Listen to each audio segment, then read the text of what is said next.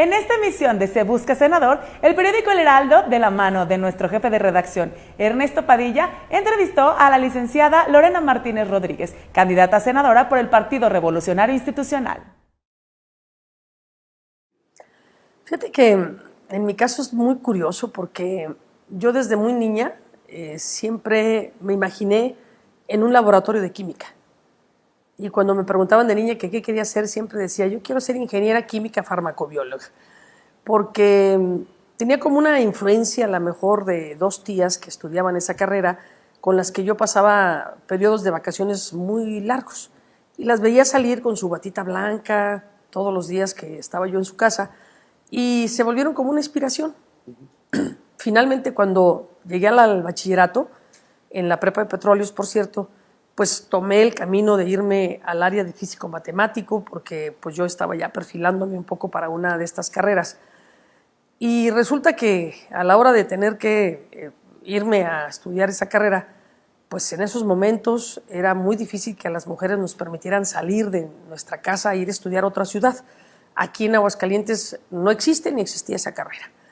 Y entonces hice mi trámite de hablar con mi mamá, con mi papá y decirles, oye, pues quiero irme a estudiar a Guadalajara. Y contundentemente me dijeron no. Ah, caray, entonces empieza un poco el decir, bueno, y si no voy a poder estudiar la carrera que en ese momento creí que era mi destino, mi mamá fue la que me dice, ¿por qué no estudias Derecho? Y en ese momento, como una revelación, como bien lo dices tú, dice, pues me pareció un poco como atractivo, y me dijo además, escríbete, haz tu examen a la Autónoma de Aguascalientes, si pasas el examen, pues le calas. Y cosa que pasó, hice mi examen, pasé, me inscribí y al segundo semestre ya me había yo enamorado de la carrera.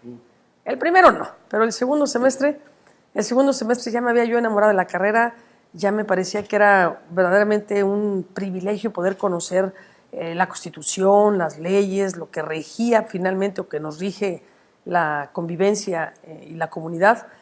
Y la verdad de las cosas es que me enamoré de mi carrera y hoy estoy muy contenta y muy feliz de haber tomado esa decisión. Definitivamente don Efraín González Cuéllar, el famoso vikingo, que era además el rector de la universidad, pero yo creo que él transmitía ese amor por el derecho, ese amor por la legalidad, y a mí me parece que es un gran maestro, un gran inspirador para los jóvenes universitarios. Aprender a ser competitivos y, por supuesto, en el tema del deporte también aprender y a ganar y entender que los triunfos y las derrotas no son para siempre, que simplemente es un reto. Hoy pierdes un partido, pero al siguiente vas con el ánimo de ganar el que sigue, ¿no? Y te da esa fortaleza, esa tenacidad de estar siempre en pos del triunfo.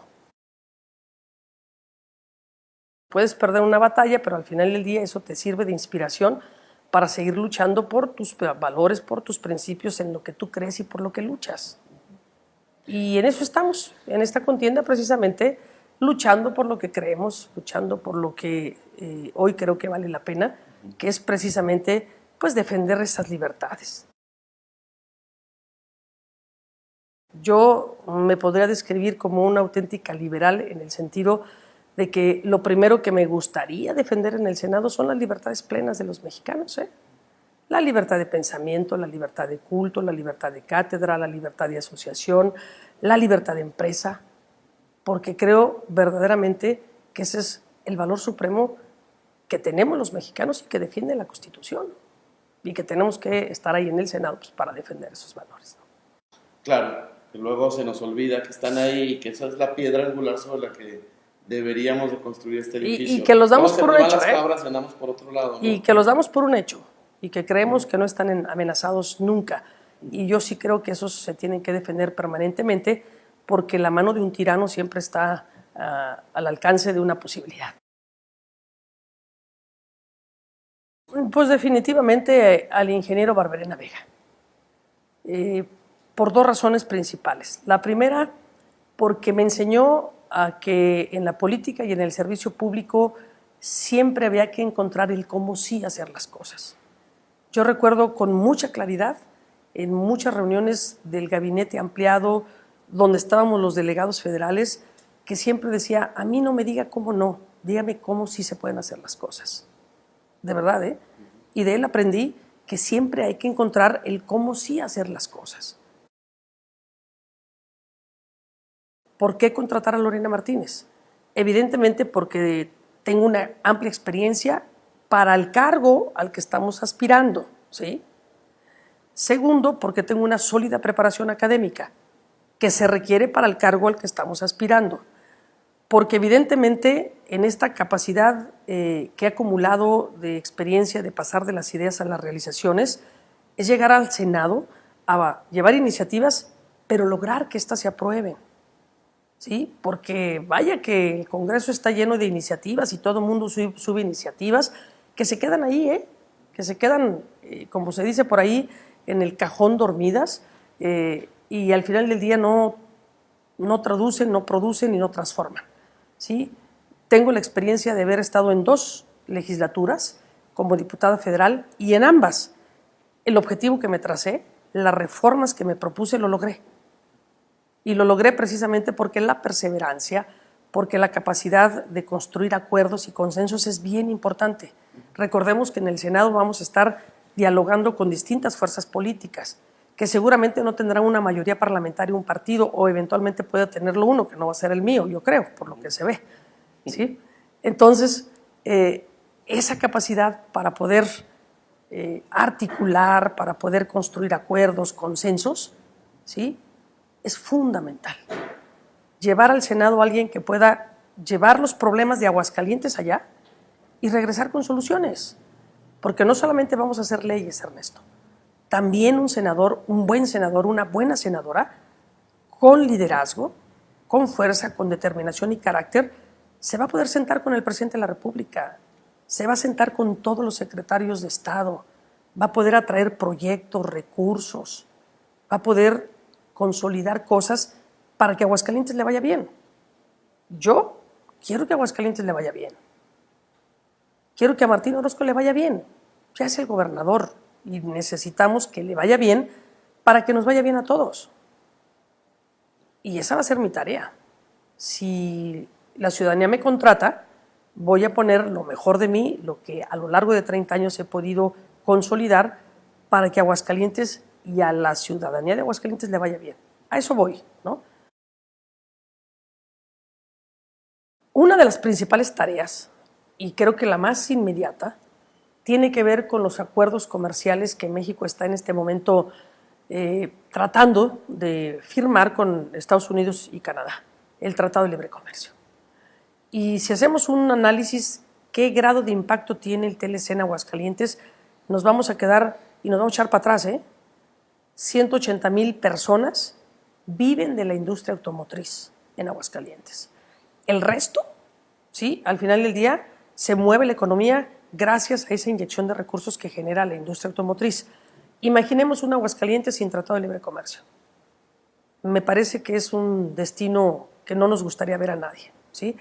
Pero otro sector muy importante es el sector de la agroindustria, que también en Aguascalientes, como una especie de centro de distribución, desde aquí comercializamos a Estados Unidos muchísimos bienes del campo. Y es otro segmento que hoy también está siendo amenazado por la firma del Tratado de Libre Comercio. Entonces, hay que tener claridad a qué vamos. Y la claridad tiene que ver precisamente para que desde el momento mismo de la elección, y si en ese momento todavía no se logra cerrar un acuerdo comercial, hay que sumarnos con mucho entusiasmo, con mucha preparación, a empujar para que ese Tratado de Libre Comercio lleve a buen puerto y que finalmente defendamos un acuerdo comercial que le permita a Aguascalientes, ¿sí?, seguir creciendo económicamente, seguir generando empleos y, por supuesto, pensar en cómo podemos generar empleos mejor pagados, evidentemente, ¿sí? Entonces, esa tarea en el ámbito internacional, más evidentemente todas estas facultades que son exclusivas del Senado, ¿no?, en el nombramiento de embajadores, de cónsulos, etcétera. Pero a mí me parece que el corazón de las tareas que tenemos que ver en el Senado, inmediatas, tiene que ver con este Tratado Comercial de Libre Comercio y los potenciales acuerdos posteriores, porque no hay que agotarnos solamente en este. Sí, es un tema de proyección, pero también es un tema de supervivencia. Por supuesto. O sea, imagínate que truena la industria, o sea, no me puedo imaginar. No. Esto se vuelve un Detroit, ¿no? O sea, es correcto. Se vuelve una locura. Y mira, yo recuerdo en la campaña a la gobernatura, yo fui muy insistente sobre la necesidad de ir construyendo alternativas económicas para Aguascalientes, ¿sí? Y vuelvo a insistir, estamos a tiempo para que podamos dinamitar y detonar un nuevo eje económico que tiene que ver con la innovación, la ciencia, la tecnología, porque los países que le han apostado a eso a través de la sociedad del conocimiento, ¿sí? Hoy generan valor agregado, hoy generan empleos bien pagados. Y creo que Aguascalientes tiene las condiciones. Yo nomás me pongo a pensar de las casi 40 universidades que tenemos, de los centros de innovación tecnológica del CONACYT, el entorno del Estado, hoy medio descompuesto por el tema de la seguridad, pero dentro de todo, si tú le dices a un académico, un investigador de CONACYT que está en la Ciudad de México, que se venga a Aguascalientes, se viene gustoso. Se viene gustoso porque sabe que aquí hay calidad de vida, porque sabe que aquí hay un entorno educativo y cultural que le va a ser propicio. Y eso me parece que no lo estamos aprovechando, Ernesto. A ver, en el servicio público, en el entorno y sobre todo en el tema de seguridad, ¿sí? Los vuelcos pueden ser tan rápidos, ¿sí? Que cualquier descuido puede significar pasar de una paz y una tranquilidad a un terrible destrozo, ¿sí? Y basta ver los números. De verdad es lamentable, pero en menos de un año y medio del gobierno actual, el tema de seguridad se ha descompuesto. Y se ha descompuesto precisamente por no tomar decisiones correctas. Venía funcionando un mando único, Ernesto, un mando único que nos permitía identificar de manera muy clara un responsable de la seguridad. Y ese definía una estrategia, definía las líneas de acción y al final del día metía a todos en una dinámica de coordinación plena. Eso se rompió. Y al romper ello, pues pasa lo que hoy lamentablemente vemos, ¿no? Un responsable que termina echándole la culpa al otro y el otro le regresa la responsabilidad y al final del día, ¿a quién le pedimos cuentas? Sí, es como si tuvieras 3 orquestas mezcladas con 4 directores. Con 4 directores. Todos tocando a un ritmo diferente y bueno, pues es como cuando andas en la fe, Ándale, exacto. Y escuches una banda aquí y otra banda acá, sí. Y al final del día no terminas por armonizarte con ninguna, ¿no? Es la palabra, no se armoniza. No se armoniza, ¿sí? Y en el tema de seguridad es muy sensible, ¿sí?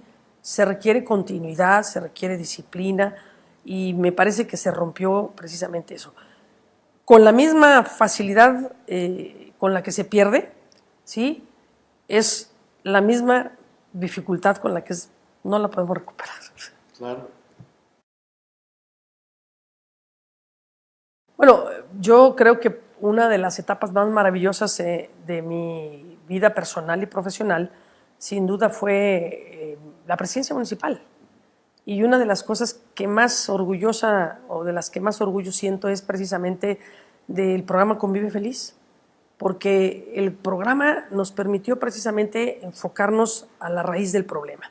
Nos permitió focalizar una política pública a la causa de la violencia y del delito. Por eso nació la Línea Verde. O sea, la Línea Verde surgió como un proyecto de una obra, pero para responder a un problema social. Y el problema social tenía que ver precisamente que en esa zona del oriente había una mayor incidencia delictiva, una mayor incidencia de consumo de drogas y, por supuesto, mayor violencia. Y cuando diagnosticamos nos encontramos que, por ejemplo, en el poniente de la ciudad teníamos o tenemos todavía más de 12 metros cuadrados de áreas verdes por habitante. Pero allá de aquel otro lado, medio metro. Encontramos que de este lado estaba la infraestructura educativa, escuelas, universidades, parques, casas de cultura, etcétera, y de aquel lado no había nada. ¿Cómo lograbas que un muchacho que vive allá en el oriente sí pudiera ir a una casa de cultura si le quedaba hasta la otra orilla? Es como preguntarnos por qué es feliz un tigre en la selva y por qué es infeliz un tigre encarcelado. Encarcelado. Así de fácil. Así de fácil. ¿No? Bueno, por eso decidimos crear allá el Centro Convive Feliz, para que pudieran los chavos tener un centro, sí, de acceso a la tecnología. Por eso hicimos el Centro Cultural del Oriente. ¿Para qué? Pues para poder acercar la cultura, la recreación, el esparcimiento a todos esos chavos y darles una alternativa de vida distinta, una visión distinta. Incluso, ¿sabes qué? Yo creo profundamente que acercar a los jóvenes, bueno, en general a la sociedad, a la cultura, nos permite asimilar y darle un reconocimiento y un valor a las cosas no materiales, a lo no tangible, a lo que te permite finalmente conquistar esa paz espiritual. Sí. Creo que deporte y cultura tienen esa facultad. Y al final del día poner como eje, ¿sí?, de la vida cotidiana lo no material. Porque al final del día, pues yo creo que la aspiración de todas y de todos en el mundo es ser felices. Y si te produce felicidad leer un libro, si te produce felicidad estar pintando, con eso es suficiente. Bien dice que es más rico no el que tiene más, sino el que menos necesita, ¿no? El Heraldo de Aguascalientes, en su compromiso por mantenerte informado, tienen para ti estas entrevistas. Te invitamos a que te mantengas al pendiente de las próximas para que sigas conociendo las diversas fuerzas políticas que contienden por el Senado en Aguascalientes.